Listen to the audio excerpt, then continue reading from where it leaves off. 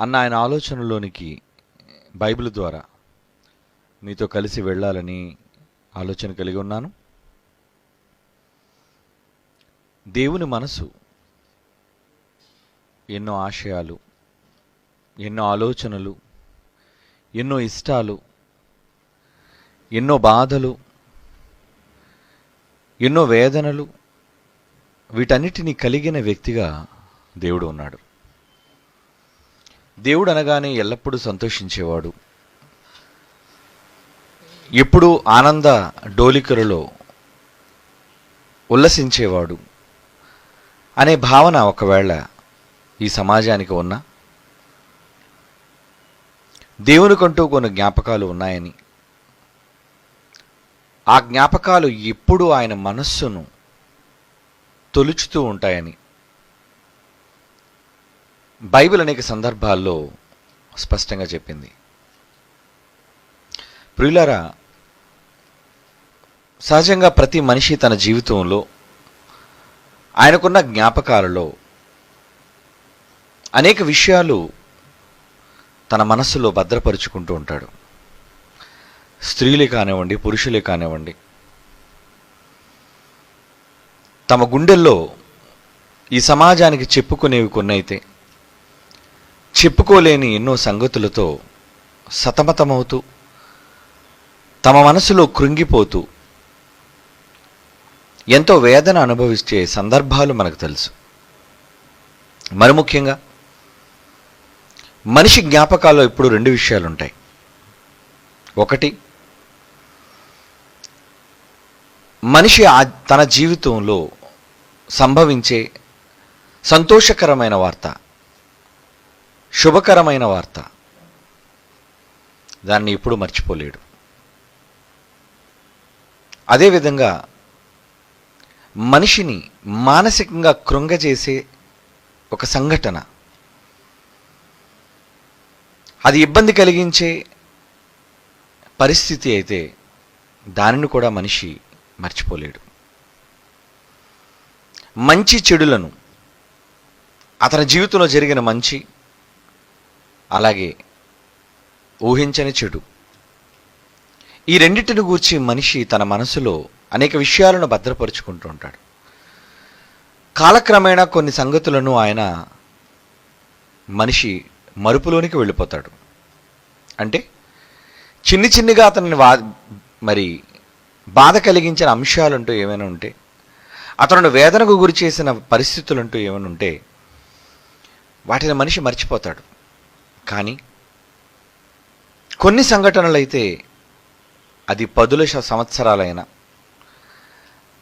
వృద్ధాప్యం వరకు ఆ మనిషి చేరిపోయినా దానిని మరవలేని స్థితిలో ఆ మనిషి ఉంటాడు. కొన్నిటినేమో తీపి జ్ఞాపకాలుగా తన మనసులో పెట్టుకుంటాడు, మరికొన్ని సంఘటనలు చేదు అనుభవాలుగా వాటిని కూడా తన మనసులో దాచుకుంటాడు. ప్రతి మనిషి జీవితంలో మేలు కీడులను సంభవిస్తూ ఉంటాయి, కష్టం సుఖం కలుగుతూ ఉంటాయి. ఎన్నో సందర్భాల్లో సుఖం కలిగినప్పుడు వాటిని జీవితాంతం గుర్తుపెట్టుకునే అవసరత మనిషికి ఉండదు. అలాగే కలిగే చిన్ని వేదనలు, బాధలు, కష్టాలు, వాటిని కూడా మనిషి సహజంగా మర్చిపోతూ ఉంటాడు. కానీ ఎప్పటికీ మర్చిపోలేనివి, ఎప్పుడూ ఆయన మనస్సులో ఇబ్బందిని కలిగించేవి కొన్ని సందర్భాలు ఉంటాయి. అవి ఏ కారణాల చేతైనా కానివ్వండి, ముఖ్యంగా ఒక మనిషికి చేసిన ద్రోహం కానివ్వండి, ఒక మనిషి వల్ల అతను అనుభవించిన అవమానం కానివ్వండి, ఇలాంటి కొన్ని భయంకరమైన సంఘటనలను మనిషి ఎన్నడూ మరువలేడు. ఆ రోజు ఆ పరిస్థితుల్లో ఆయన అనుభవించిన ఆ వేదన, అవి ఎప్పటికీ ఆయన మనస్సును తొలుస్తూ ఉంటాయి. నిజానికి దేవునికి కూడా అలా మదిని తొలిచే గతం అనగా గతించిన కాలం. మానవ జాతి భూమి మీద ఆరంభమైన నాటి నుండి మానవాళి చరిత్రలో దేవుడు ఎందరినో చూశాడు. ఆయన ఎన్నో మనస్తత్వాలను ఆయన పరిశీలించాడు, ఎందరినో ప్రియులుగా కనుగొన్నాడు, మరెందరూ ఆయనకి అయిష్టులుగా ఆయన చూశాడు. దేవుణ్ణి అమితంగా ప్రేమించిన వారు కొందరైతే దేవుణ్ణి సంపూర్ణంగా ద్వేషించిన వారు మరికొందరు. అయితే వీరిలో ఎవరి విషయమై దేవుడు ఎక్కువగా వేదన అనుభవించాడు, బాధ అనుభవిస్తూ ఉన్నాడు, ఇది మనం ఆయన మనస్సులోకి తొంగి చూడాలి. ఎందుకు మనం తొంగి చూడాలి అంటే, ఒకవేళ అలాంటి పరిస్థితి మన వలన ఎప్పుడైనా మన తండ్రికి ఎదురవుతుందేమో అన్న జాగ్రత్త కోసం తప్పనిసరిగా మనం శ్రద్ధ వహించవలసిన అవసరత ఎంతైనా ఉంది. కనుక క్రైస్తవుడు తన జీవితంలో, దేవుని యందలి విశ్వాస జీవితంలో, దేవునితో సహవాసం కలిగి నడుస్తున్న ఈ కాలంలో ఎప్పుడైనా, ఎక్కడైనా, ఏ సందర్భంలో అయినా దేవుణ్ణి బాధ పెట్టడం కాదు, కానీ ఆ బాధ మరవలేని దశకు ఎన్నడైనా మనిషి దేవుణ్ణి చేరుస్తున్నాడా? దేవుడు మరపురాని, మరిచిపోలేని సంఘటనల్లో ఒకవేళ మనిషి కారణమవుతున్నాడా? వీటన్నిటి విషయమై మనిషి పరిశీలించాలి. ఇది ఎవరు పరిశీలిస్తారు? ఎవరైతే దేవుని యందు ప్రేమ, భయము, భక్తి కలిగి ఉంటారో వాళ్ళు మాత్రమేనారా? దేవుడు అంటే పట్టించుకోలేని వాళ్ళు, దేవుని కోసం ఆలోచించని వాళ్ళు, అలాంటి వారికి ఆయన మనసులో ఏముందో ఆలోచించవలసిన అవసరత వాళ్ళకు లేదు. కానీ మన కోసం సమస్తాన్ని చేసి మనల్ని ప్రేమిస్తున్న మన పరలోకపు తండ్రి యొక్క మదిలో ఆయనకు ఆయాసకరమైనది కానివ్వండి, ఆయనకి ఇబ్బంది కలిగించేది కానివ్వండి, లేదా ఆయన మనోదుఖానికి గురి చేసేవి కానివ్వండి, అటువంటి పరిస్థితుల్లో ఎప్పుడైనా మన తండ్రిని మనం తీసుకుని వెళుతున్నావేమో అన్న విషయాలను బైబిల్ ప్రకారంగా మనం ఎప్పుడు పరిశీలించుకుంటూ మనలను మనం జాగ్రత్త చేసుకోవలసిన అవసరత ఉంది. ఎందుకంటే మనిషి అనుకుంటాడు కాలం పరిస్థితులను మరిపిస్తుంది అనుకుంటాడు. అవును, కాలం చాలా సందర్భాలను మనిషి మరిచిపోయేలా చేస్తుంది. కానీ అన్నిటినీనా? కాలం గడిచే కొద్దీ మనిషి అన్నిటినీ మర్చిపోతాడా? నో, అన్నిటినీ మనిషి మరువలేడు. కొన్ని బలీయమైనవి, కొన్ని బాధాకరమైనవి, కొన్ని సంతోషకరమైనవి, ఆయన మనసుకు ఆనందాన్ని కలిగించేవి, అవి ఎప్పుడూ ఆయన మనస్సులో దాగే ఉంటాయండి. సహజంగా ప్రతి మనిషి తన జీవితంలో సంభవించే ఎన్నో సంఘటనల విషయమై మనిషి ఆలోచన చేసుకునేటప్పుడు నిద్రలోనికి వెళ్లే ముందు ఎన్నో తలంపులు మనుషులోనికి వస్తుంటాయి. అప్పుడు ఎప్పటివో సంఘటనలు మనకన్నీ జ్ఞాపకానికి వస్తుంటాయి. ఎందుకంటే మనిషి యాంత్రిక లోకంలో తన పనిలో ఆయన మరి నిర్విరామంగా వెళ్ళిపోతున్నప్పుడు వాటి కోసం ఆలోచించే సమయం తక్కువ. కానీ పడకకు చేరే ముందు లేదా విశ్రాంతి తీసుకునే సమయంలో, ఏ పని లేకుండా విశ్రమిస్తున్న సమయంలో ఎన్నో తలంపులు, ఎన్నో ఆలోచనలు ఆయన మదిలోనికి వస్తుంటాయి. అవి మంచివి కానివ్వండి, చెడు కానివ్వండి, లేక మన జీవితంలో జరిగిన మంచి కానివ్వండి, చెడు కానివ్వండి, అవన్నీ మనిషి జీవితంలోని జ్ఞాపకాలుగా, అవి చేదు జ్ఞాపకాలు అంటారా, తీపి జ్ఞాపకాలు అంటారా? మీకు మంచి చేసేవైతే తీపి జ్ఞాపకాలు అనుకుంటారు, మీకు నష్టాన్ని కలిగించినవైతే చేదు జ్ఞాపకాలు అనుకుంటారు. కనుక ఇలాంటి ఎన్నో సంఘటనలు ప్రతి మనిషిని ఆ వయస్సును బట్టి, ఆ రోజున్న సమాజాన్ని బట్టి, ఆయనకు సంభవించిన ఎన్నో విషయాలపై మనిషి ఇప్పుడు ఆలోచన కలిగి ఉంటాడు. ఎలా అయితే మనిషి తనకు సంభవించిన వాటిని గూర్చి, అతని ఇబ్బంది పెట్టేవి, అతను సంతోషపరిచే వాటిని గురించి ఆలోచన కలిగి ఉన్నాడు, దేవుని మనసులో కూడా ఆయన మదిని తొలిచే ఎన్నో సంఘటనలతో కూడిన గతం, అది ఆయనకి సంబంధించింది కాదు. దేవుడికంటూ ప్రత్యేకంగా గతం అన్నది లేదు. ఆయనకి ఏమైనా గతం ఉంది అంటే అది మనమే. ఆయనకి ఏదైనా భవిష్యత్తు ఉందంటే అది మనమే. దేవుడు జ్ఞాపకం చేసుకోవడానికైనా, దేవుడు మరిచిపోవడానికైనా ఉన్నదల్లా ఆయన పిల్లలుగా మనమే. కనుక అటువంటి సందర్భంలో దేవుని మనస్సును కష్టపరిచి, గాయపరిచి, ఇబ్బంది పరిచే సంఘటనలు ఎన్నో ఆయన జీవితంలో జరిగాయి. ఆయన జీవితంలో చవి చూశాడు. అలా మనిషి జీవితకాలంలో సంభవించిన సంఘటనల గూర్చి దేవుడు ఏమని మాట్లాడుతున్నాడు? కొన్ని విషయాలను బైబిల్ నుంచి మనం పరిశీలించి చూద్దాం ప్రియులారా. కొంతమంది విషయమై దేవుడు ఎంతగానో సంతోషించాడు, మరి కొంత విషయమై ఎంతగానో ఆయన బాధకు గురయ్యాడు దేవుడు. అలా బాధకు గురైన వాటిని గూర్చి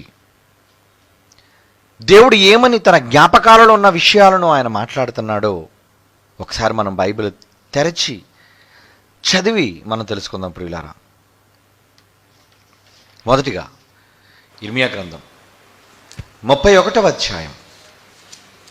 ఇర్మియా గ్రంథం 31వ అధ్యాయం 20వ వచనాన్ని చూడండి ప్రియులారా. ఎఫ్రాయిము మాట్లాడుతున్నాడు తన పిల్లల కోసం. ఏమని? ఎఫ్రాయిము నాకిష్టమైన కుమారుడా, నాకిష్టమైన కుమారుడా. ఒక వ్యక్తిని గురించి మాట్లాడుతున్నాడు ఎఫ్రాయిము. ఏమండి?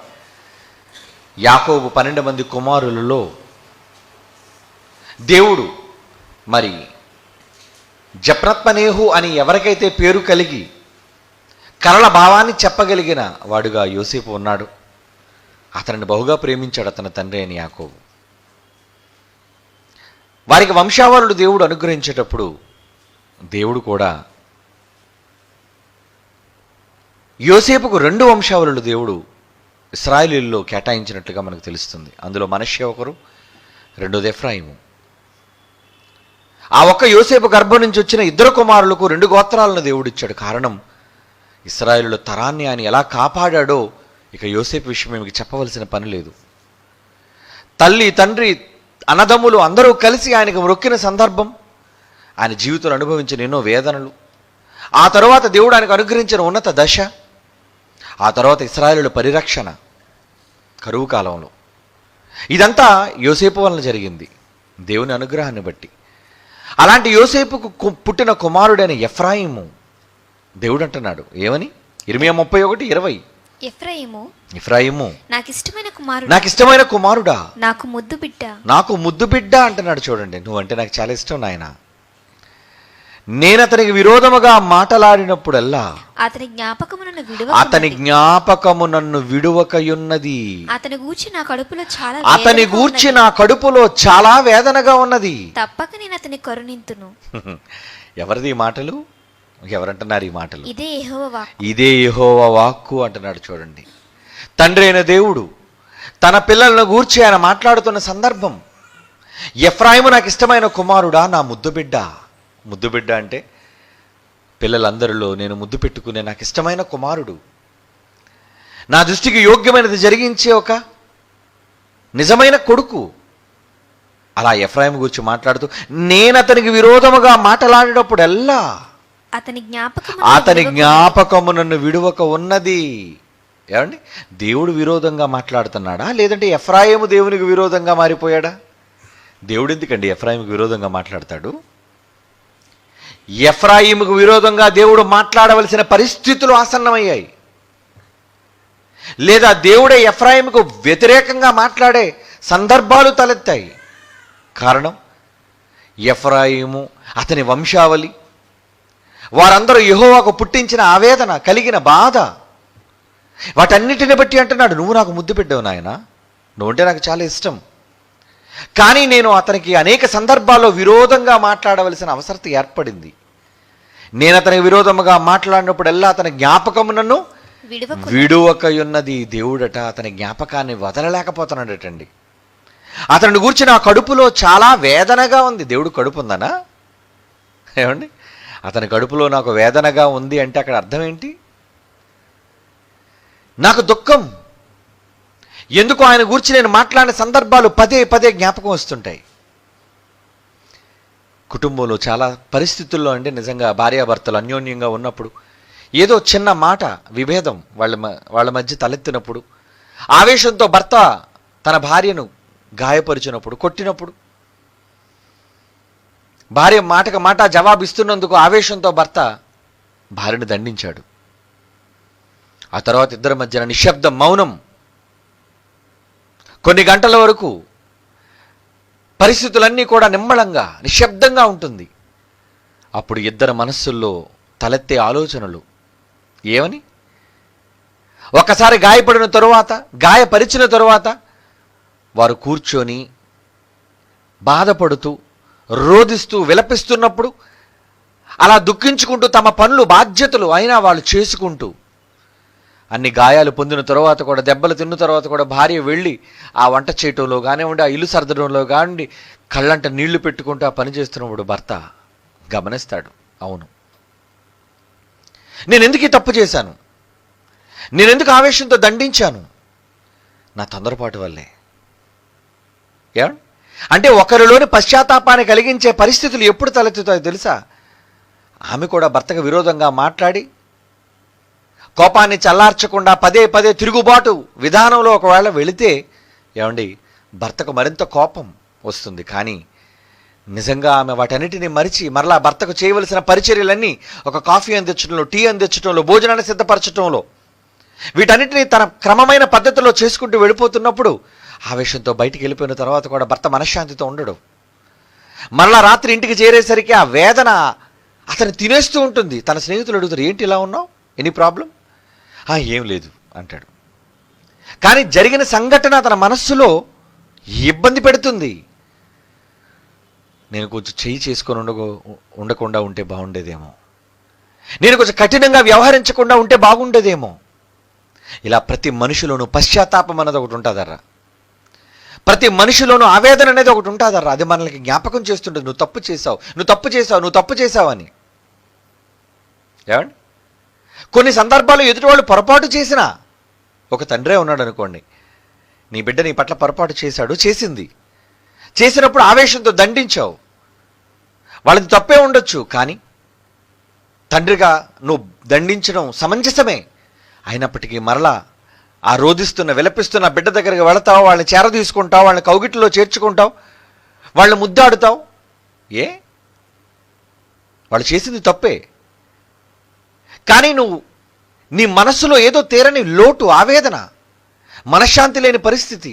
ఎందుకు నేను చేసుకున్నాను, ఎందుకు నేను దండించాను, నా ముద్దు బిడ్డ కదా, నా ప్రియమైన కుమారుడు కుమార్తె కదా, నేను ఎందుకు ఇలాగ ప్రవర్తించాను?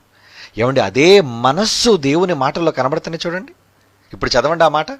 ఇర్మియా గ్రంథం 31వ అధ్యాయం 20వ వచనం.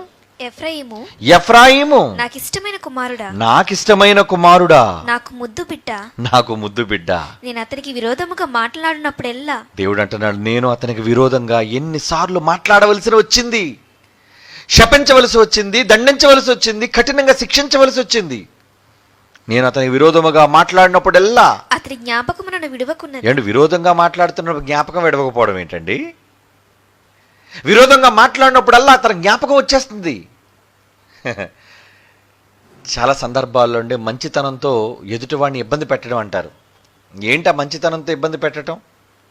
ఏమండి, శుభ్రంగా భార్యని కొట్టి, శుభ్రంగా భార్యని తిట్టినా సరే ఏమి పన్నెత్త మాట అనకుండా నీ ఆవేశం అంతా చల్లారిపోయిన తర్వాత నీ దగ్గరకు వచ్చి కాఫీ తాగుతారండి, రాత్రికి భోజనం ఏం చేయమంటారండి అని వినయంతో నేను అడుగుతున్నప్పుడు నీకేమనిపిస్తుంది? ఛే, ఈ చేతులు నన్ను కొట్టింది, ఎందుకెంత తప్పు చేశాను నేను అని నీలో కలిగే బాధ.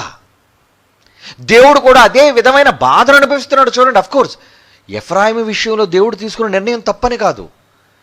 ఎఫ్రాయిము తప్పు చేయొచ్చు, ఆ తప్పుకు దేవుడు బాధ కలిగి దండించాడు. ఆ దండించినా నీ జ్ఞాపకం నన్ను వదలట్లేదు నాయన అంటున్నాడు చూడండి. నాకు ముద్దు బిడ్డవయ్యా, నువ్వు నాకు ముద్దు బిడ్డవి, నువ్వంటే నాకు ఎంత ప్రేమ. నేను అతని విరోధముగా మాట్లాడినప్పుడల్లా అతని జ్ఞాపకం నన్ను విడువకున్నది. అతని గురించి నా కడుపులో చాలా వేదనగా ఉంది. ఒక తల్లి ఎలా మాట్లాడుతుంది, నా కడుపు తరుక్కుపోతుందిరా నిన్ను చూసి. దేవుడు అంటున్న మాట చూడండి, నా కడుపులో వేదన అంటే దేవుడికి పేగులు కడుపు ఉన్నదని కాదు. నీకు వేదన కలిగేటప్పుడు మనస్సులో కడుపు నిండా దుఃఖం. ఎలాంటి దుఃఖం అండి? ఒక్కొక్కసారి భయంకరమైన ఏడుపు వచ్చేస్తుంటుంది, కానీ కళ్ళంటే నీరు రానే. ఆ ఏడుపును అణగదొరుకుతుంటాం. ఆ ఏడుపును మనం లోపల మింగుతున్నప్పుడు, దిగమింగుతున్నప్పుడు ఎక్కడ నొప్పి కలుగుతుందో తెలుసా? గుండెల్లో నొప్పి కలుగుతుంది, కడుపులో నొప్పిగా ఉంటుంది.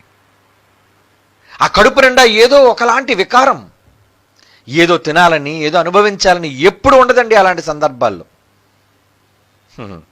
నిజంగా దేవుడు ఈ మాట పలుకుతున్నప్పుడు ఎఫ్రాయిముని ఎంత ప్రేమించాడు. అలానే ఎఫ్రాయిమును మాత్రమే ప్రేమించాడా దేవుడు? దేవుని పోలికగా పుట్టిన ప్రతి కుమారుని భూమి మీద ప్రేమించే గొప్ప మనస్సున్న తండ్రి ఆయన. అందరినీ ప్రేమిస్తున్నాడు ఆయన.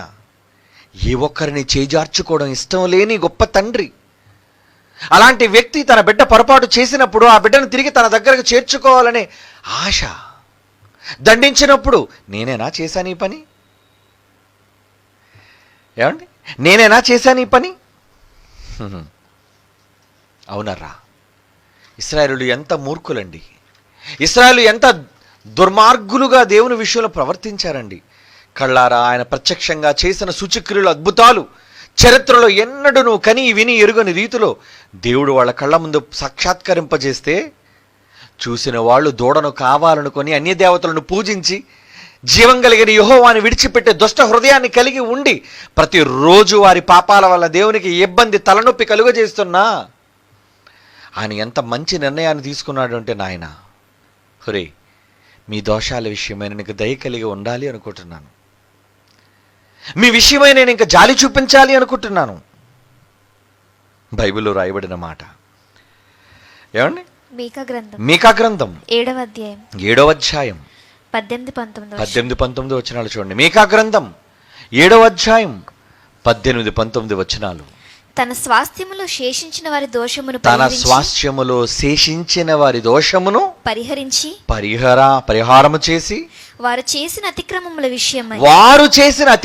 విషయమై వారిని క్షమించు దేవుడైన నీతో సమానమైన దేవుడు వారిని క్షమించే నీలాంటి దేవుడు ఉన్నాడా? సమానుడైన వాడు. ఆయన కనికరము చూపుటెందు సంతోషించువాడు గనుక, ఆయన కనికరాన్ని చూపటంలో సంతోషించువాడు గనుక నిరంతరం కోపముంచడయ్యా ఆయన. ఆయన మరలా మన యందు జాలిపడతాడు ఆయన. మన దోషములను అణిచివేస్తాడు ఆయన. వారి పాపములన్నిటిని సముద్రపు అగాధములలో నీవు పడవేతువు. ఎక్కడండి పడవేస్తాడు? సముద్రపు అగాధములో. అంటే నాకు కనబడడానికి వీల్లేదు అవి, నేను మరలా చూడదలుచుకోవటం లేదు వాటిని. ఎంత మంచి తండ్రి. ఒకవేళ తన పిల్లల విషయమై ఆయనకి కలిగే ఆవేదన, తప్పు చేసిన వాళ్ళని క్షమించి తిరిగి హక్కును చేర్చుకునే గొప్ప మనసున్న రాజుగా మన తండ్రి కనబడుతున్నాడండి. ఎంత గొప్ప మనస్సు కలిగిన దేవుణ్ణి కూడా కష్టపెట్టడానికి మనుషులు సిద్ధపడుతున్నారు అంటే, ఏమండి, కొన్ని సంఘటనలు ఆయన మనస్సులో ఎప్పటికీ చెరిగిపోకుండా అలాగే ఉన్నాయర్రా. అసలు మరిచిపోలేకపోతున్నాడు ఆయన. కొన్నిటిని మరిచిపోలేకపోతున్నాడు. మనకు ప్రియమైనది ఎప్పుడైనా పోగొట్టుకున్నప్పుడు, మనకు కావలసింది ఇష్టమైనది చేజారిపోయినప్పుడు, అప్పుడు మనకు కలిగే ఆవేదన, వేదన చాలా గొప్పగా ఉంటుందండి. అది వర్ణనాతీతం. అటువంటి సంఘటనలు మనం ఎప్పటికీ మర్చిపోలేము. ఏమండి, ఈరోజు నాకు తెలిసిన ఒక కుటుంబం ముంబైలో, ఏమండి, ఈ మధ్యనే ఒక 4-5 నెలల క్రితం ఒక చక్కటి పాపకు జన్మనిచ్చారు ఆ దంపతులు. ఆ ఫోటోలన్నీ నాకు పంపించారు. చూడండి డాడీ, చాలా సంతోషం. బిడ్డ ఎంత ముద్దుగా ఉంది. మంచి బిడ్డ. దేవుడు గర్భఫలాన్ని మీకు బహుమతిగా ప్రసాదించాడు. ఏమండి, బిడ్డ మంచి బుగ్గలతో 4 నెలలు గడిచేసరికి ఎంతో అందంగా తయారై చక్కటి కుందనపు బొమ్మల మారింది. అనుకోకుండా ఈరోజు ఒక భయంకరమైన సంఘటన సంభవించింది. ఏంటది? రాత్రి తల్లి బిడ్డకు పాలిస్తూ నిద్రలో బిడ్డను పక్కనే వేసుకొని ఆ బిడ్డ మీదే తల్లి పడిందండి. నిద్రలో పక్కనున్న ఒక పసిబిడ్డ ఉందన్న సంగతి ఆదమరిచి నిద్రపోయి పాలిస్తూ తన్ను తానే నిద్రలో మరిచిపోయి భారీ శరీరం అవటంతో ఆ బిడ్డ మీద తల్లే ఒరిగిపోయింది. ఒరిగిపోయిన సంగతి కూడా ఆమెకు తెలియలేదు. తెల్లవారు లేచి బిడ్డను లేపుతుంటే లెగట్లేదు. అమ్మా ఏమైంది? లే నాన్న. తల్లి తండ్రి ఇద్దరు కలిసి ఆ పసిబిడ్డను కదుపుతుంటే బిడ్డ లేవటం లేదు. ఏమైంది? బిడ్డ చనిపోయింది. ప్రాణం పోయింది. ఎందుకు పోయింది? నిర్లక్ష్యం, బిడ్డ విషయంలో అజాగ్రత్త. ఏమండి, ఈ సంఘటన వాళ్ళు మర్చిపోగలరా చెప్పండి? ఆ తల్లి మర్చిపోగలదా? నిజానికి తల్లి కదండి ప్రేమకు గొప్పగా నిర్వచనం ఇస్తుంది ఈ లోకం. ఒక బిడ్డను తల్లి కంటే ఎవరు ఎక్కువ ప్రేమించలేరని చెప్పే ఈ లోకం, అదే తల్లి ఆ బిడ్డను ప్రమాదవశాత్తు నిర్లక్ష్య రీత్యా ఆ బిడ్డ ప్రాణం తీసేసిందండి. ఇది కావాలని చేసింది కాదు, నిర్లక్ష్య వైఖరి. తగిన జాగ్రత్త తీసుకోపోవటంతో ఆ బిడ్డ మీద ఆమె ఒరిగి ఆ బిడ్డను చంపేసుకుంది. ఇప్పుడు ఆ తల్లి అనుభవిస్తున్న వేదన, ఆ కుటుంబం పడుతున్న బాధ ఎంతంత కాదు. తొలిచూలు బిడ్డ ప్రాణం పోయి కొన్ని గంటలు మాత్రమే అయింది. ఈ రోజు తెల్లవారు లేచి చూసేసరికి ఆ బిడ్డ శవంగా పక్కలో ఉండేసరికి, ఏమండి ఇది మర్చిపోగలరా? వాళ్ళు వృద్ధులుగా మారిపోయిన ఆమె చేసిన ఈ సంఘటన ఎప్పటికీ మర్చిపోలేదు. ఎందుకంటే నేను ఎంత పెద్ద తప్పు చేశాను, తను క్షమించుకోలేదు. నేను ఎంత పెద్ద నేరం చేశాను, నా బిడ్డ ప్రాణాన్ని నేనే తీసేసుకున్నాను. ఇటువంటివి మరుపురాని సంఘటనలు అంటారు. అవి మంచివి కావచ్చు, అవి నిన్ను ఇబ్బంది కలిగించే బాధాకరమైనవి కావచ్చు. మన తండ్రికి కూడా ఉన్నాయండి అలాంటివి. నిన్ను కన్నప్పుడు, ఈ లోకాన్ని కలుగజేసి ఈ లోకంలో నిన్ను ప్రవేశపెట్టే ముందు బాకానాదాలతో, సంభ్రమాశ్చర్యాలతో ఈ భూమికి పునాది వేసిన దేవుడు, విశ్వానికి ఆరంభాన్ని కలుగజేసిన దేవుడు, దేవదూతల గాన ప్రతిగానాలతో ఎంతో ఆడంబరంగా ప్రారంభించిన ఈ ప్రకృతి, ఆ తర్వాత మనిషి ఈ ప్రకృతిలోనికి ప్రవేశించిన తరువాత అదే ఏ మనిషి కోసమైతే కలుగజేశాడో అదే మనిషిని తన నోటి ద్వారా శపించే శాపవచనం అతను నోటి నుంచి వచ్చినప్పుడు ఆ తండ్రికి కలిగే వేదన ఎలా ఉంటుంది చెప్పండి? ఏమండి ఎలా ఉంటుంది చెప్పండి అర్రా? దేవుని మనసు ఎలా ఉంటుంది చెప్పండి? మీరు కన్న బిడ్డను మీరు చంపగలరా? మీరు ప్రేమించిన మీ బిడ్డను శపించగలరా? మీరు చేయలేరే ఆ పని? దేవుడు ఎలా చేయగలడు అనుకుంటున్నారు చెప్పండి? దేవుడు మనస్సు లేని కఠినుడా? జాలి, ప్రేమ, దయ లేని గుణాలు కలిగిన వాడా దేవుడు? లేదే, కాదే. కనుక ఆదాము విషయంలో జరిగిన పొరపాటు ఏంటా పొరపాటు? ఆదాము వల్ల జరిగిన పొరపాటు చాలా ఇబ్బంది కలిగింది. ఆ ఇబ్బంది కలిగినప్పుడు దేవుడు కలిగిన ఆవేదన ఏమంటున్నాడు చూద్దామరా. బైబిల్లో ఒక మాట చూద్దాం. ఆదాము విషయమై దేవుడికి కలుగుతున్న బాధ ఏంటో ఒక్కసారి మన బైబిల్ తెరిచి, దేవుడు ఎందుకంటే తొలి మానవుడు ఎవరతడు? ఆదాము. హోషే గ్రంథం చూడండి ప్రియులారా, 6వ అధ్యాయం 7వ వచనం. హోషే గ్రంథం 6వ అధ్యాయం 7వ వచనం. ఆదాము నిబంధన మీరి, ఆదాము తొలి మనిషి కోసం మాట్లాడుతున్నాడు. ఆదాము నిబంధన మీరినట్లు వారు నా ఎడల విశ్వాసఘాతకులై నా నిబంధనను మీరి ఉన్నారు. ఎందుకంటే ఆదాం పేరు ఎందుకండి ఎత్తాడు? హోషే ఎప్పటివాడు, ఆదాం ఎప్పటివాడు? హోషే ఏ కాలంలో ఉన్నవాడు, ఆదాము ఏ కాలంలో ఉన్నవాడు? ఆదాము తొలి మనిషి, తొలి పుత్రుడు, ఏమండి తొలి బిడ్డ, ప్రియమైన బిడ్డ, ముద్దు బిడ్డ. దేవుడు కాదా ముద్దు బిడ్డ కాడా? కానీ అది ఆదాము విషయం ఏమంటున్నాడు?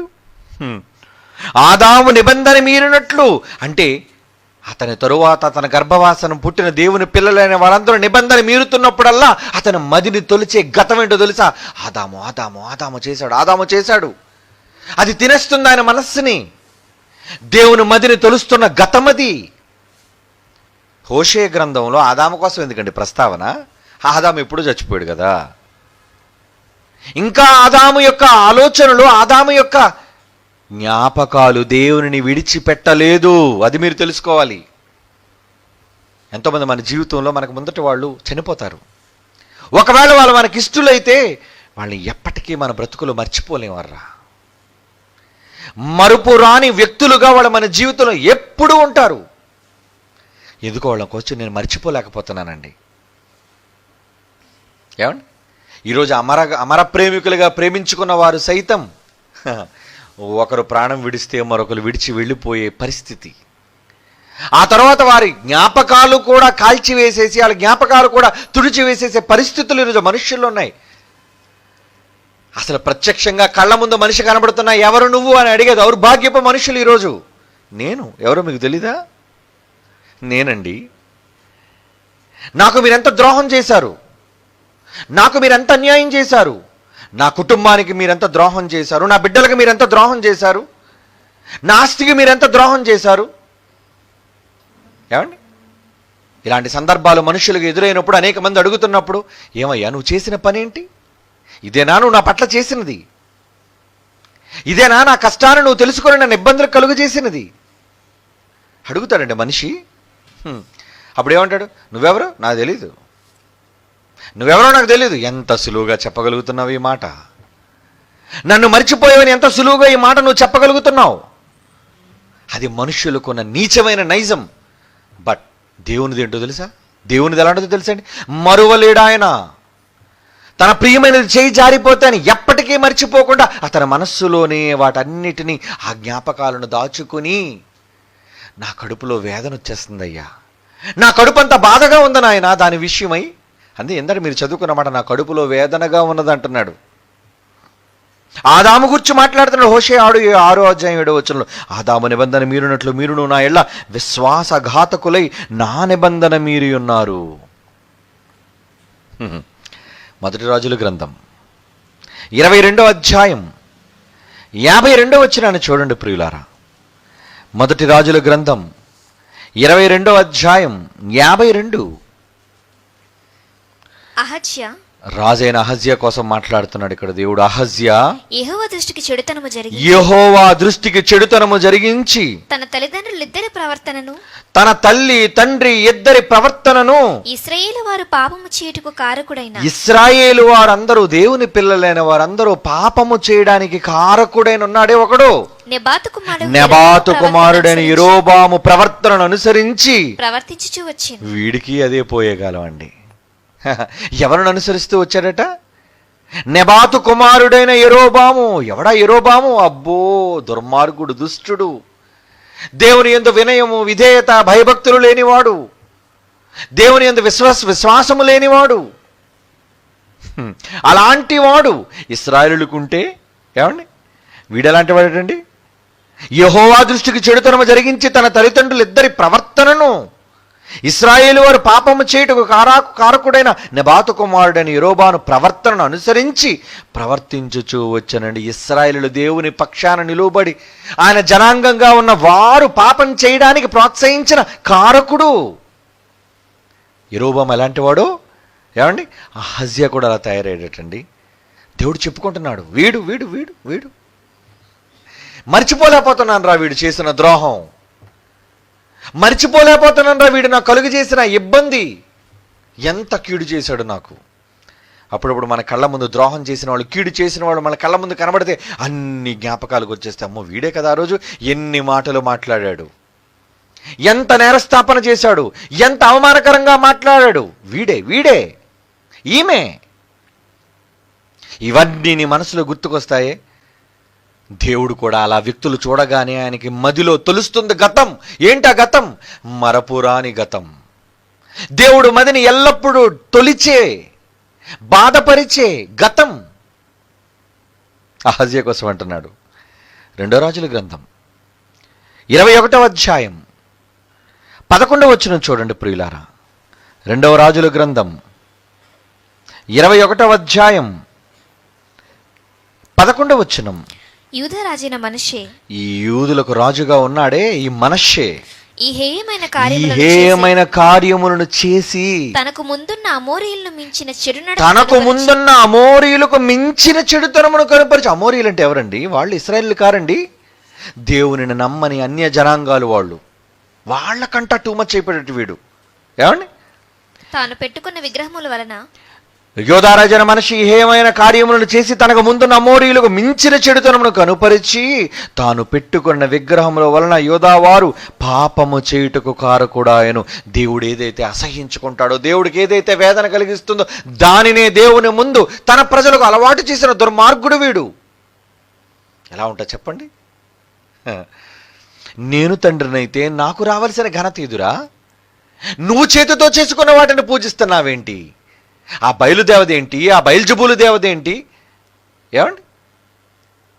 వీళ్ళందరిని గూర్చి దేవుడుకు ఎంత ఆవేదన అంటున్నాడు. ఈ హే కార్యము చేసి తనకు ముందున్న అమోరీయులకు మించిన చెడుతనమును కనుపరిచి తాను పెట్టుకున్న విగ్రహముల వలన యోధావారు పాపము చేయుటకు కారకుడాయను.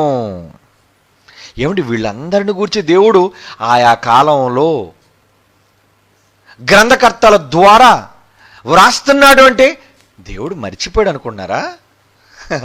ఓసి ఈ తరంలో నేను ఏదో చేసేసానులే మనం అనుకుంటాం, ఈ తరంలో నేను ఏదో చేసేసాను, ఇప్పుడు రాతలా పోతలా ఏమున్నాయి. ఆ రోజైతే ప్రవక్తలు ఉన్నారు, వాళ్ళంతా కూడా గ్రంథస్థం చేశారు వాటన్నిటినీ. ఈరోజు నన్ను గురించి రాసేది ఎవరు, నన్ను గురించి జ్ఞాపకం చేసేది ఎవరు అనుకుంటున్నావా? తప్పు. నీ వల్ల దేవుడికి కలిగే ప్రతి ఇబ్బందిని గూర్చి దేవుడు తన మనస్సులో జ్ఞాపకం అందించుకుంటున్నాడు. ఏంటది? మంచి కాదది, మంచి అయితే బాగున్నావు. కానీ నువ్వు కలిగిస్తున్న వేదన, నువ్వు కలిగిస్తున్న బాధ, ఇబ్బంది, అది జ్ఞాపకం వచ్చినప్పుడల్లా దేవుడు ఎందుకో తట్టుకోలేకపోతున్నాడు, వేదనకు గురైపోతున్నాడు. కనుక నేను ఈ తరంలో ఏమి చేయటం లేదని మీరు అనుకుంటున్నారా? ఒక్కసారి ఆలోచించండి. దేవునికి ఆయాసకరంగా ఎప్పుడైనా మీలో ఎవరైనా ప్రవర్తిస్తూ ఉన్నారా? అదే కార్యక్రమాల్లో దేవుణ్ణి ఎల్లప్పుడూ గాయపరిచేవాళ్ళుగా నిమగ్నులై కొనసాగుతున్నారా? దేవుడు మదిని తొలిచే పిల్లలుగా ఒకవేళ మీరు జీవిస్తున్నారా? అయితే సరిచేసుకోండి. దేవుడు చెబుతున్నాడు. ఎందుకో తెలుసా? ఒకవేళ మనమైతే పత్రికలలో లేదా పుస్తకాలలో, చరిత్ర గ్రంథాలలో వీటిని చదివి అయ్యో అహజ్యా ఎలా చేశాడా, మనష్య ఎలా చేశాడా అని మనం అనుకుంటున్నాం. మరి నిన్ను గూర్చి తప్పనిసరిగా ఒకవేళ నువ్వు దేవునికి ఆయాసకరమైనదిగా నువ్వు చేస్తే నిన్ను విషయమై కూడా దేవుడు బాధపడతాడు. నీ విషయమై దేవుడికి జ్ఞాపకము చేసేవాళ్ళు ఉన్నారు, మర్చిపోకండి. ఓ నా కోసం ఎవరు చెప్తారులే దేవుడు అనుకుంటున్నావు? అయితే బైబిల్లో ఒక మాట చూడాలి. యెషయా గ్రంథం 62:7 యెషయా గ్రంథం 62:7 ఏమంటున్నాడు? యెహోవా జ్ఞాపకకర్తలారా, యెహోవా జ్ఞాపకకర్తలారా విశ్రమింపకుడి. ఏమండి వీళ్ళు ఎవరటండి? యెహోవాకు జ్ఞాపకకర్తలటండి. అంటే దేవుడు జ్ఞాపకం చేసేవాళ్ళ? అంటే ఆయనకు మతిమరుపు ఉందని కాదు, ఆయనకు అన్నీ ఎరుకే, ఆయనకు అన్నీ తెలుసు. కానీ చెబుతుంటాడు, రే వీళ్ళను గూర్చి నాకు మరలా మరలా మరలా రిమైండ్ చేస్తుండు.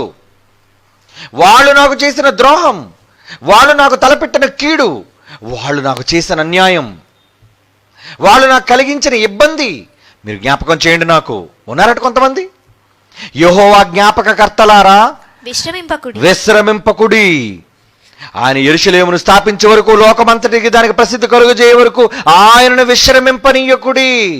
మాటి మాటికి జ్ఞాపకం చేసి జ్ఞాపకకర్తలు ఉన్నారటండి ఆయన దగ్గర. అంటే నువ్వు ఒకవేళ నీ వల్ల ఏదైనా దేవునికి జరిగితే, నీ వల్ల దేవునికి ఏమైనా ఇబ్బంది కలిగి నిన్ను బట్టి ఆయన బాధపడితే, నీ బాధ కూడా దేవుడికి పదే పదే జ్ఞాపకం చేసి జ్ఞాపకకర్తలు ఉన్నారు ఆయన దగ్గర. అప్పుడప్పుడు అంటుంటారు, రే నీ వల్ల నాకు అన్నం దొరక్కపోయినా పర్లేదురా, నన్ను బాధ పెట్టొద్దురా, నువ్వు నన్ను పెంచి పోషించకపోయినా పర్వాలేదురా, నాకు కడుపు కోత మిగల్చొద్దురా. ఈరోజు దేవుడు కూడా అదే అంటున్నాడండి. ఏమంటున్నాడు దేవుడు? మిమ్మల్ని గూర్చి మీరు నాకు ఆయాసకరంగా చేసిన ఎన్నో విషయాలు నేను మర్చిపోలేకపోతున్నాను, అవి నా కడుపులో చాలా వేదనగా ఉన్నాయి అని దేవుడు మాట్లాడుతున్నాడు. అంటే ఎంత వేదనకు గురి కాకపోతే ఆ మహానుభావుడు ఇలాంటి మాటలు అంటాడు చూడండి. ఎంతమంది అండి, ఒకరా ఇద్దరా, ఎంతమంది దేవుని విషయంలో ఆయనకు బాధ కలిగించేవారు. అందుకే మనతో చెప్తున్నాడు, ఈ తరంలో మనతో చెప్తున్నాడు ఏమని? 1 యోహాను పత్రిక 3:12 చూడండి ప్రియులారా. 1 యోహాను పత్రిక 3:12 మనము కయ్యను వంటి వారమై ఉండరాదు. మనము కయ్యను వంటి వారమై ఉండరాదు. ఎవడు వీడు? ఎప్పుడు ప్రారంభ శతాబ్దంలో తొలి మనిషి ఆదాము వాళ్ళ తండ్రి చేసిన తప్పుని జ్ఞాపకం చేసుకున్నాడు దేవుడు. ఆదాము చేసిన అతిక్రమం. ఇప్పుడు ఆయన గర్భాన పుట్టిన కుమారుడు, తొలిచూలు కుమారుడు కయ్యను, వాని గురించి ఏమంటున్నాడు చూడండి. మనము కయ్యను వంటి వారమై ఉండరాదు. వాడు ఎవడనుకున్నాడు? దుష్టుని సంబంధి, పేరుకు నా కొడుకు, నా గర్భాన పుట్టిన వాడు, చీడ పురుగువాడు. ఏమంటున్నాడండి తండ్రి? వాడు దుష్టుని సంబంధి, తన సహోదరుని చంపిన నరహంతకుడు వాడు. వాడతన్ని ఎందుకు చంపాడు? తన క్రియలు చెడ్డవైనందున, తన సహోదరుని తమ్ముని క్రియలు నీతి గలవై ఉన్నందునే కదా. మీరు కయ్యని వంటి వారుగా ఉండకండి. ఎవరైనా మీకంటే గొప్పగా చేస్తుంటే అసూయపడకండి. మీకంటే ఎవరైనా గొప్పగా దేవునికి ఇష్టలుగా ఉంటే చేతనైతే వాళ్ళకంటే గొప్పగా మారండి. వాళ్ళని చూసి మీకు అసూయ ఏంటి? వీళ్ళే గొప్పగా మాట్లాడగలరా, వీళ్ళు గొప్పగా ప్రసంగించగలరా అంటే మాకు ఎప్పుడు అవకాశం ఇవ్వరా, మేము ఎప్పుడు అలా ఉండలేమా? ఏమండి, ఎంతోమంది ఇక్కడికి వచ్చి నెట్లో లైవ్లో మాట్లాడుతున్నాడు, మిగిలిన వాళ్ళందరూ ఏమనుకో తెలుసా, మేమెందుకు అలా ఉండలేకపోతున్నాం, మేము కూడా అలా మారాలి, 10 మందికి చెప్పేవారుగా ఉండాలి అనుకోవాలి. అంతేగాని వీళ్ళనే చెప్పేవారు గొప్ప, మీకేలే తెలుసు అంతా, ఇది కాదు. ఒకవేళ అటువంటి మనస్తత్వం మీలో ఉంటే, కయ్యనుంటి స్వభావం మీలో వస్తే దానికి బాధపడేది ఎవరో తెలుసా, దేవుడు. ఇన్ని వేల వేల వేల వేల తరాలు గడిచినా, వేల సంవత్సరాలు గతించిపోయినా ఆయన మదిలో గతంలో ఏం జరిగిందో అది మర్చిపోలేదు దేవుడు. ఏమన్నాడు, రే కయ్యను చేసిన ద్రోహం నేను మర్చిపోలేదురా, ఇంకా వాడు చేసిన నరహత్య నేను ఇంకా మర్చిపోలేకపోతున్నాను రా. ఏమండి, ఇప్పుడు అన్నాడండి ఈ మాట, మొదటి శతాబ్దంలో అంటున్నాను మాట అండి. క్రీస్తు శకం 90లో రాయబడుతున్న మాట అండి. క్రీస్తు శకం 90 ఎక్కడా, క్రీస్తు పూర్వం కయ్యను ఎక్కడా? అంటే ఎంతమంది భక్తులు పుట్టి చనిపోయినా, ఎంత చరిత్ర జరిగినా ఇంకా దేవుడు కయ్యను మరువలేదన్నమాట. ఎందుకు? ఆయన మనసులో తొలుస్తున్న బాధ, గతం. నువ్వేమంటావు, గతం గతహ అంటావు. ఏటి గతహ రా దరిద్రుడా, గతం గతహ చెప్పడానికి చాలా ఇంపుగా ఉంది. నువ్వు మర్చిపోగలవా? మర్చిపోయేవాడు దుర్మార్గుడు. మర్చిపోయాడు ఏమంటాడు, మంచిని మర్చిపోతావు, చెడు నువ్వు మర్చిపోతావు, నువ్వు కృతజ్ఞత లేనివాడు నువ్వు. కానీ దేవుడు అలాంటి వాడు కాడు. ప్రతిదీ ఆయన జ్ఞాపకం చేసే జ్ఞాపకకర్తలు ఉన్నారు ఆయన ముందు.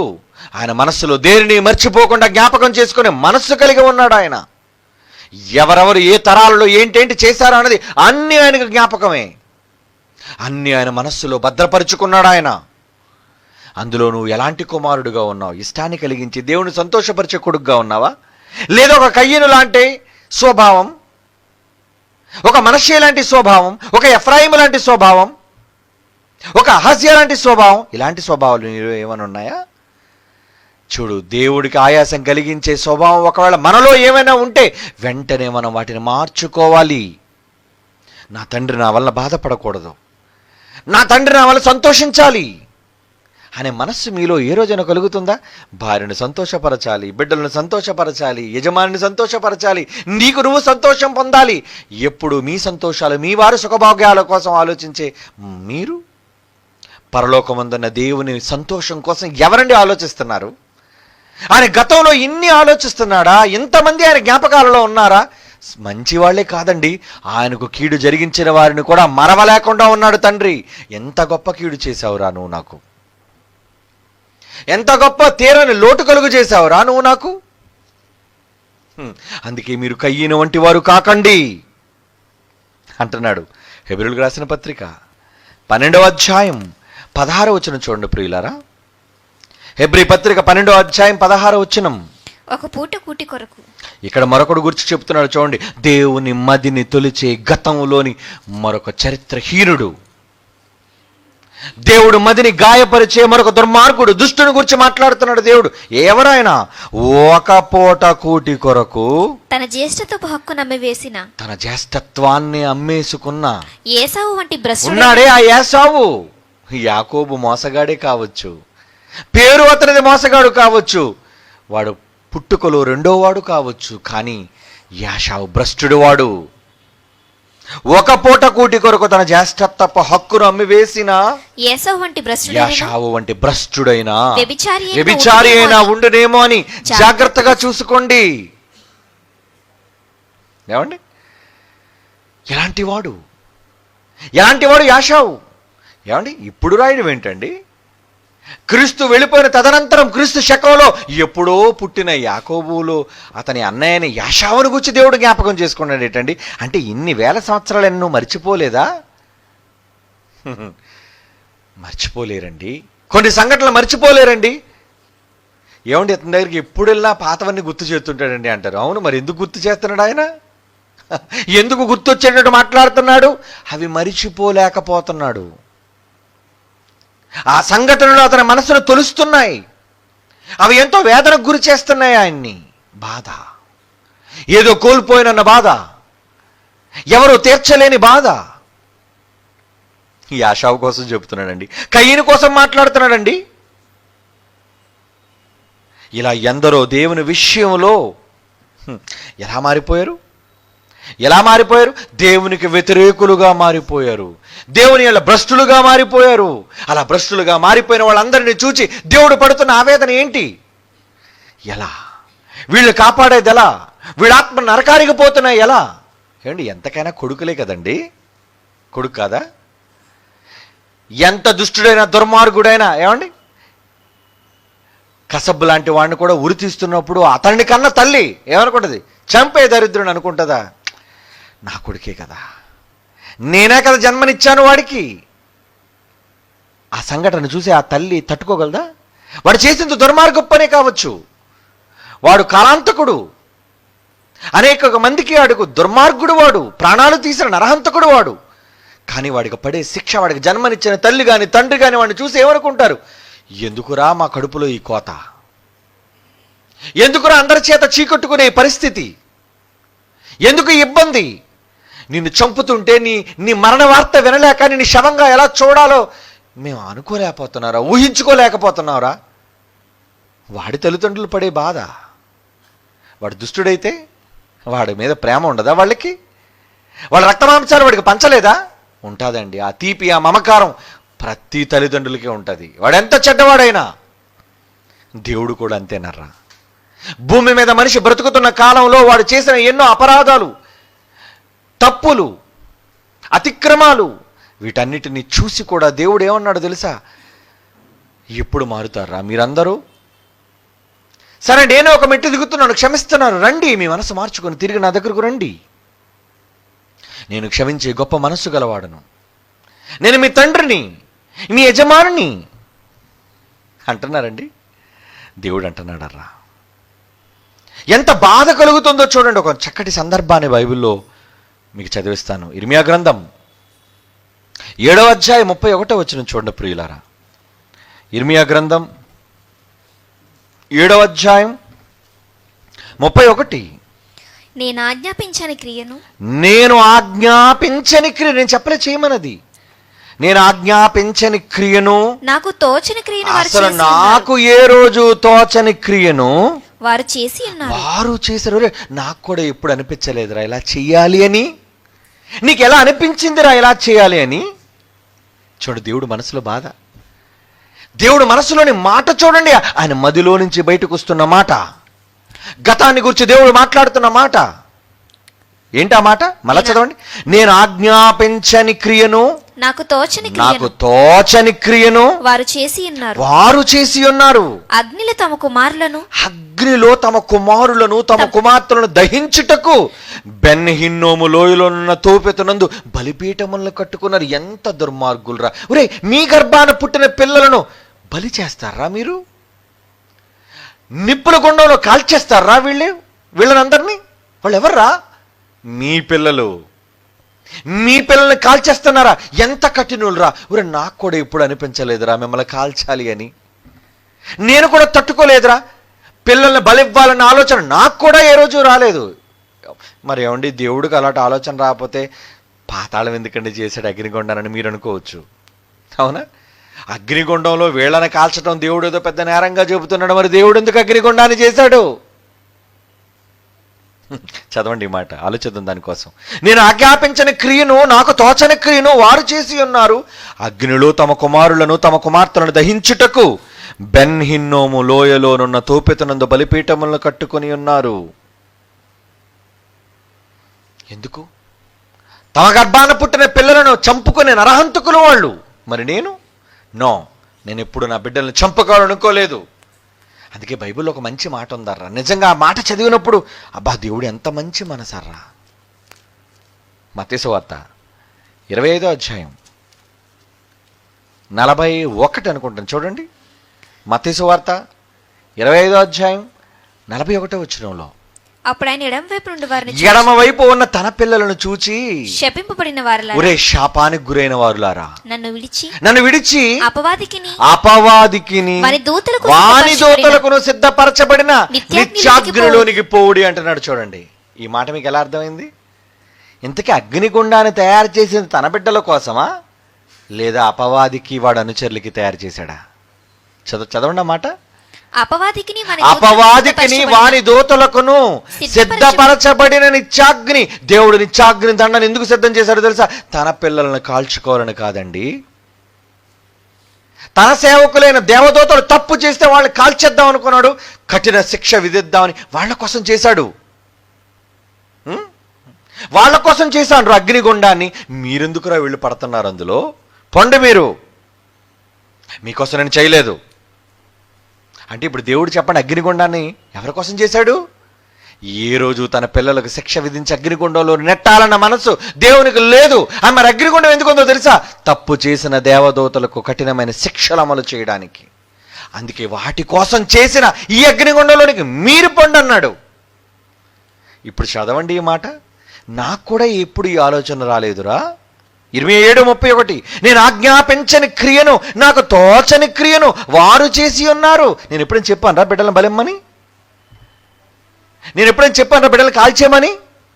అగ్నిలో తమ కుమారులను తమ కుమార్తెలను దహించుటకు బెన్ హిన్నోములో నందు తోపెత్తనందు బలిపీఠములను కట్టి ఉన్నారు.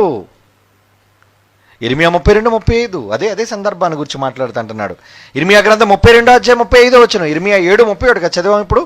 అదే ఇర్మియా ప్రవక్త ద్వారా ఏమన్నాడు చూడండి, 32:35 వారు తమ కుమారులను కుమార్తెలను ప్రతిష్ఠించవలనని బెన్ హిన్నోము లోయలో ఉన్న బయలునే ఆ దౌర్భాగ్యురాల దేవతకు బలిపీఠములను కట్టించిరి. అలాగు చేయుటకు నేను వారికి ఆజ్ఞాపింపలేదు. నేను చెప్పలేదు అలా చేయమని, మీ పిల్లల బలమ్మని.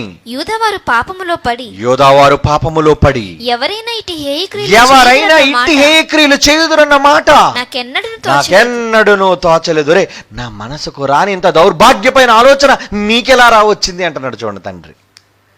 తండ్రి మనసు ఎంత గొప్పదండి. అంటే ఆయన చింత, ఆయన ఆలోచన, ఆయన ఆవేదన, ఆయన మదిని తొలుస్తున్న గతం. అయ్యో గతంలో వాడిలా అయిపోయాడు, వీడిలా అయిపోయాడు, వాడలా పోయాడు, వీడి నరకానికి ఇలా పోయాడు, ఇంతమందిని గూర్చిన గతం ఆయన మదిలో ఎప్పుడు ఆయన కడుపులో ఎప్పుడు వేదన, తీరని లోటు, ఆవేదన. పోయాడు, తిరిగి రాడు. ఏం చేయాలి? వీటన్నిటిని గూర్చి దేవుడు ఆవేదన పడుతున్నాడండి. ఆయన కలుగుతుంది దుఃఖం అండి. అందుకే మనల్ని హెచ్చరిస్తున్నాడు, వద్దు నాయన, ఒరే వాళ్ళు చేసినట్లు మీరు చేసి నాకు దూరం కాకండిరా. ఇప్పటికే వాళ్ళందరి విషయాన్ని నా మనసులో పెట్టుకొని వాళ్ళ వల్ల జరిగిన కీడు తట్టుకోలేక రోజు నరకాన్ని చూస్తున్నాను రా. దేవుని మనసు అండి. దేవుడు నరకంలోనికి వెళ్ళలేకపోవచ్చు, కానీ ప్రతిరోజు తన కళ్ళ ముందు కుమారుడు నరకాగ్నిగుండంలో కాలిపోతుంటే ఆ తండ్రికి పడే వేదన నరకం. అది నరకం. ఏమండి, నీ కళ్ళ ముందే నీ కొడుకో నీ కుమార్తె నీకు కావలసిన వాళ్ళు ప్రమాదవశాత్తు చచ్చిపోతే ఆ దృశ్యాన్ని చూసి నువ్వు ఎలా ఉంటావు? వాళ్ళు ఆ వేదన అనుభవిస్తుంటే నువ్వు తట్టుకోగలవా? మరి దేవుడు ఎలా తట్టుకోగలడండి? తట్టుకుంటున్నాడు ఆయన. తట్టుకోక తప్పదు, కారణం ఒకేసారి చంపేలేడు. చావరు కదా వాళ్ళు. తనలో నుంచి వచ్చిన ఆత్మలు జీవం కలిగినవి, ఎల్లప్పుడూ జీవించే ఉన్నవారైనా ఆత్మలు వారు. అయితే పాతాళంలోనైనా ఉండాలి, లేదా నిత్య జీవంలోనైనా ఉండాలి. శాశ్వతులు వాళ్ళు. శాశ్వతులైన పిల్లలు చావులేని వాళ్ళు, మరణమన్నది లేని వాళ్ళు. చావని మిమ్మల్ని ఎలా రా కళ్ళ ముందు ప్రతిరోజు చావటాన్ని నేను చూడాలి? మీ ఆర్తనాదాలు నేను ఎలా రా వినాలి? ఏమంటే దేవుడికి ఆ మనసు ఉండదని మీరు అనుకుంటున్నారా? ఉంటాదర్రా. అందుకే దేవుని మదిలో తొంగు చూడాలి మీరు. అలా మీరు తొంగు చూస్తే ఈ సమాజాన్ని కాపాడడానికి మీరందరూ నడుం కడతారు. నా వంతు నేను ఏదో దేవుని కోసం చేయాలి, ఒక్క ఆత్మ కూడా నశించకూడదని నా వంతు కష్టం నేను దేవుని కోసం అనుభవించాలని తపన కలిగి ఉంటారు మీలో. మీకు తపన లేదు అంటే దుష్టులైన పిల్లలు, సంతానం అన్నమాట మీరు. ఇలాంటి మాటలు విన్న తర్వాత కూడా మీ మనసు కరగకుండా ఏదో దేవుడి కోసం కలిగినప్పుడు చేస్తావాలండి అని అనుకుంటే మీలాంటి భ్రష్టులైన పిల్లలు చాలా ప్రమాదకరమైన వాళ్ళు అన్నమాట. అందుకే దేవుడు మనల్ని హెచ్చరిస్తున్నాడు. యోధాపత్రిక 1వ అధ్యాయం 11వ వచనం చూడండి ప్రియులారా. యోధాపత్రిక 1వ అధ్యాయం 11వ వచనం. అయ్యో వారికి శ్రమ, వారు కయ్యను నడిచిన మార్గమును నడిచిరి, వారు కయ్యను నడిచిన మార్గాన్ని నడిచారు. బహుమానము పొందవలని బిలాము నడిచిన తప్పు త్రోవను. ఎవరెవరు గుర్తు చేస్తున్నాడు చూడండి. మళ్ళా కయ్యను ఎత్తాడండి. ఇందాక కయ్యను ఎక్కడ విన్నామండి మనం? ఇందాడే కయ్యను కోసం జ్ఞాపకం చేశాడు, మరలా ఇక్కడ కయ్యను కోసం జ్ఞాపకం చేస్తున్నాడు యోధాపత్రికలో. ఇందరూ యోహాను పత్రికలో కథను చూసాం. ఇది యోధా గారు రాస్తున్నది. ఏమని? అయ్యో అయ్యో అంటున్నాడు చూడండి. అయ్యో అయ్యో అని ఎప్పుడు అంటామండి? మనకు ప్రియమైనది కోల్పోయినప్పుడు మన నోటి వెంబడి వచ్చే మొదటి మాట అయ్యో. అయ్యో వారు కయ్యను నడిచిన మార్గము నడిచిరి, బహుమానమును పొందవలనని బిలాము నడిచిన తప్పు త్రోవను ఆతురముగా పరిగెట్టిరి. కోరహు చేసిన తిరస్కారము చేసిరి, నశించిరి. ఎంతమంది గుర్తు చేసుకున్నాడండి? ఆయన మధ్యలో ఎంతమంది ఉన్నారండి? కోరహు చెడ్డోడండి, బిలాము దుర్మార్గుడండి, కయ్యను భ్రష్టుడండి అని అనుకుంటున్నావా? అవును. కానీ దేవుడు వాళ్ళు మరవలేదయ్యా. అబ్రహాము, ఇస్సాకు, యాకోబులను ఎలాగైతే దేవుడు మర్చిపోలేకపోయాడో, వీళ్లను కూడా దేవుడు మరవలేని పరిస్థితిలో తన మనోవేదనను ఎవరికి చెప్పుకోవాలో తెలియక తన గతాన్ని ఆలోచించుకుంటూ దుఃఖపడిపోతున్నాడు. తన మనసును డొలిచేస్తున్నాయి ఈ మాటలన్నీ కూడా, తొలిచేస్తున్నాయి ఈ మాటలు, ఈ సందర్భాలన్నీ కూడా. అందుకే మీతో చెప్తున్నాను, నాయన ఒరే ఆ కయ్యన్లా ఉండకండిరా, ఆ బిలాములా ఉండకండిరా, ఆ కోరహలా ఉండకండిరా, తిరుగుబాటు చేయకండిరా. అవునా?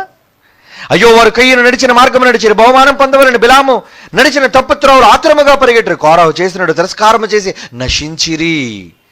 ముగ్గురును గూర్చి మాట్లాడుతున్నాడంటే యోధా పత్రికలో వాళ్ళు చనిపోయి 1000 సంవత్సరాలు అయిపోయిందండి.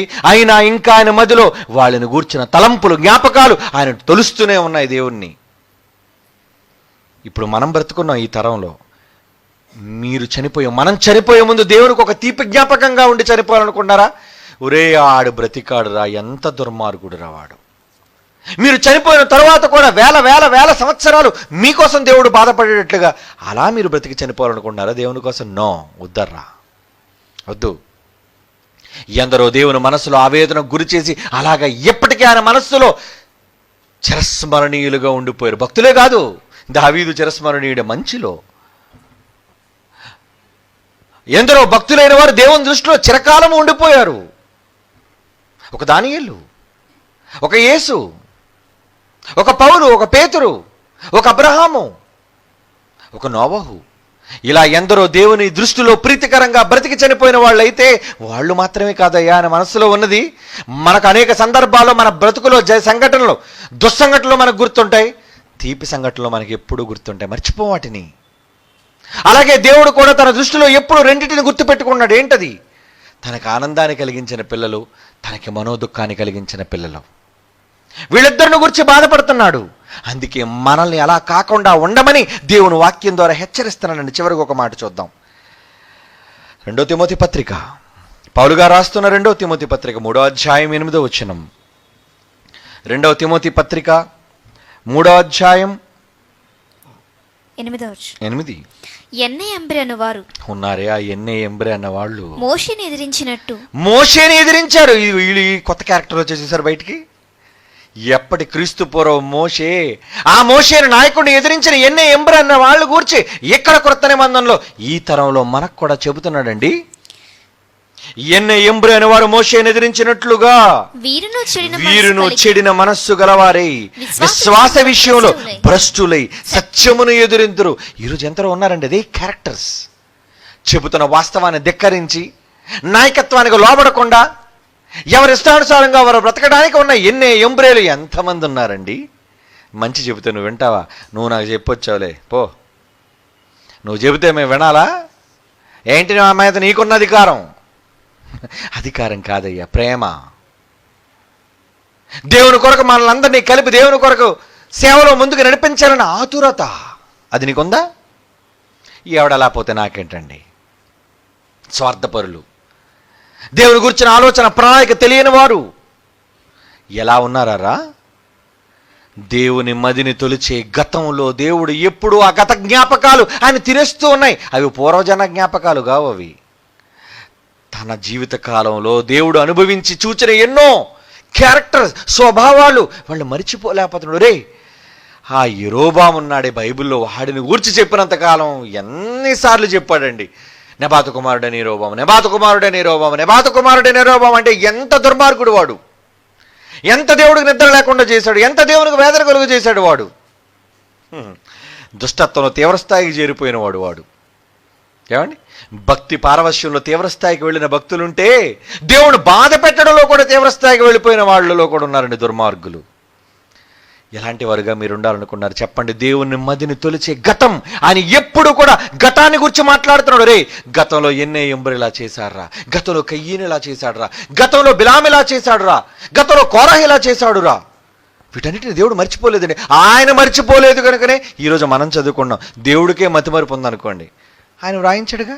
ఆయన జ్ఞాపకాల్లో వాళ్ళు లేకపోతే ఈరోజు ఈ పుస్తకాల్లో, చరిత్రలో దేవుడు ప్రవక్తల గ్రంథాల్లో వాళ్ళ గురించి రాయిస్తాడా? అది ప్రవక్తలతోనే కాదండి, క్రొత్త నిబంధనలోని భక్తులతో కూడా. ఒక యోధాతో రాయిస్తున్నాడు, ఒక యోహాను గారితో రాయిస్తున్నాడు అంటే ఏంటి అర్థం? మరువలేని జ్ఞాపకాలు, దేవుణ్ణి మదిని తొలిచే భయంకరమైన గతంలో సంభవించిన గాథలు. ఇప్పుడు మనం ఎలా ఉంటాం? ఈ తరం మనది. ఈ తరంలో మనం కూడా దేవునికి మనోవేదనకు గురి చేసే వారిగా కాకుండా దేవుడు సంతోషించే వారిగా, మన గురించి తర్వాత భవిష్యత్తు తరాలలో మంచి కుమారుడు నాకు పుట్టాడురా, ఈ తరంలో వాడు ఎంత మంచివాడురా, ఎన్ని పనులు చేశాడురా నా కోసం, నా కోసం నేను అడగకుండా ఎన్ని ప్రణాళికలు చేశాడురా, తన ఆస్తిని రాసి ఇచ్చాడు, తన ఇంటిని దానం చేశాడు, తన కుటుంబంతో దేవుని సేవకు ముందుకు వచ్చాడు, తనకు తానే సమర్పించుకున్నాడు రా. ఎంత గొప్పదిరా ఆమె, ఎంత గొప్పవాడురా వాడు, వాడు నా పిల్ల, నా కుమారుడు, ఆమె నా కుమార్తె అని దేవుడు అనుకోవాలి. గతంలోనికి ఒక్కసారి తొంగి చూస్తే ఆ గతంలో మంచి వ్యక్తిగా నువ్వు కనబడాలి. ఒక 100 ఏళ్ళ తరువాత, లేదా ఒక 500 సంవత్సరాల తరువాత ఈ భూమి ఉంటే అప్పుడు దేవుని జ్ఞాపకాలలో ఒక మంచి పని చేసి గొప్ప వ్యక్తిగా నువ్వు నేను కనబడాలి. అది కోరుకున్నాడు దేవుడు. అంతేగాని కయ్యను, బిలాము, అహజ్యా, యెరోబాము వద్దు. ఇటువంటి క్యారెక్టర్స్ మనలో వద్దు. దేవుణ్ణి బాధ పెట్టారు, ఆయన మదిని ఇబ్బంది పెట్టారు, ఆయన కడుపులో వేదన రగిల్చారు వాళ్ళంతా. అది దేవుని మదిని తెలుస్తున్న గతం. కనుక భవిష్యత్తును గూర్చి మీరు ఆలోచన కలిగి ఉంటే ఈ రోజున్న ప్రస్తుత కాలంలో దేవుడు గతంలోనికి తొంగి చూస్తే మిమ్మల్ని బట్టి సంతోషించేవారుగా మీరు మారండి. మారుదాం. దేవుని వాక్యాన్ని నేర్చుకొని దేవునికి ఇష్టలుగా దేవుని కోసం బ్రతుకుదాం. కళ్ళు మూసుకొని ప్రార్థన చేసుకుందాం. పరిశుద్ధుడు అయిన తండ్రి, మీ మనస్సులో మీ గతాన్ని తవ్వి చూస్తే మీ మనస్సులో ఎందరి గూర్చి ఆలోచనలు, వేదనలు, ఆవేదనలు మీలో దాగి ఉన్నాయో మేము చదివినప్పుడల్లా ఎంతగానో బాధిస్తున్నాయి తండ్రి. మమ్మల్ని కూడా తండ్రిగా మిమ్మల్ని ఎంత బాధిస్తున్నాయో మేము అర్థం చేసుకున్నాం. అందుకే ఈ సమర శంఖాన్ని పూరించాం. ప్రతి చోట క్రీస్తు యొక్క భీకర సంగ్రామాన్ని జరిగించుటకు, ఆయన సువార్త నాదాన్ని ప్రతిధ్వనింపజేయుటకు ఈరోజు మేము సిద్ధపడుతున్నాం. అందుకు ఎందరు సహకారులుగా ఉన్నారో ఆ బిడ్డలందరినీ బలపరచండి. మీ మదిలో ఎల్లప్పుడూ సుస్థిరంగా నిలబడిపోయే మంచి జ్ఞాపకాలతో నిండిన పిల్లలుగా మేము బ్రతికి చావగలుగుటకు సహాయం దయచేయండి. మా జీవితాల్లో మీరు చేసిన ఎన్నో ఉచితమైన మేలులు, ఉపకారములన్నిటి బట్టి కృతజ్ఞతాస్తుతులు మీకు చెల్లించుకుంటూ భవిష్యత్ కాలంలో మా జీవితాన్ని అంతటినీ మీ చేతులకు అప్పగించుకుంటూ మీ మహిమార్థమై మేము జీవించి మేము మా కుటుంబాలు సర్వదా నీ సేవలో కొనసాగిపోయే భాగ్యాన్ని ప్రసాదించవలసిందిగా ప్రార్థిస్తూ క్రీస్తు యేసు వారి అమూల్యమైన నామములో ఈ విజ్ఞాపనలు మీకు సమర్పించుచున్నాము తండ్రి. ఆమేన్.